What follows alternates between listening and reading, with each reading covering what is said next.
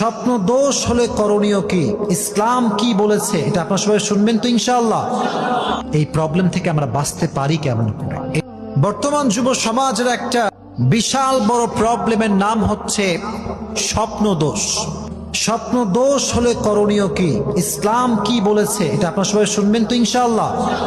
রাসূল কারীম সাল্লাল্লাহু আলাইহি ওয়াসাল্লামের কাছে একজন মহিলা আসলো, এসে বলল, হে আল্লাহর হাবিব, একজন নারী আছে যে নারীর স্বপ্ন দোষ হয়, তার জন্য করণীয় কি?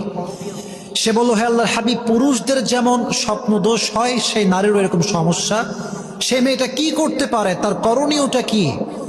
আল্লাহর হাবিব বললেন, যখন তার এই স্বপ্ন দোষ হবে, সমস্যা হবে, তার উপরে গোসলের ফরজকে বিধান হিসেবে ফরজ করে দিয়েছে কে?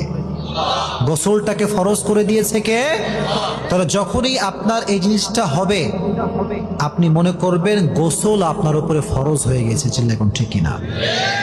এক নাম্বার করণীয়, এই প্রবলেম থেকে আমরা বাঁচতে পারি কেমন করে? এক নাম্বার উপায়, সবাইকে বলছি, মায়েরাও শুনবেন, বোনেরা শুনবেন, যুবক ভাইরাও শুনবেন। ঘুমানোর পূর্বে যদি স্বপ্ন দোষ থেকে বাঁচতে চান, কয়েকটি আমল করবেন। নাম্বার ওয়ান, যে আমলটি আপনি করবেন সেটি হচ্ছে ঘুমানোর পূর্বে সুন্দর করে অজু করে ঘুমিয়ে যান। আর দুই নাম্বার উপকার হচ্ছে, অজু করে ঘুমালে পড়লে কি শয়তান আশেপাশে আসতে পারবে? জোরে কোন আসতে পারবে? তাহলে অজু করে ঘুমাবেন তো ইনশাআল্লাহ। তাহলে দুই নাম্বার আমল, ঘুমানোর পূর্বে সকলেই পড়বেন, আল্লাহুম্মা বিসমিকা আমুতু ওয়া আহইয়া। এই দোয়াটা পড়লে আপনাকে খারাপ স্বপ্ন থেকে বাঁচাই দিবে একজন, তিনি কে?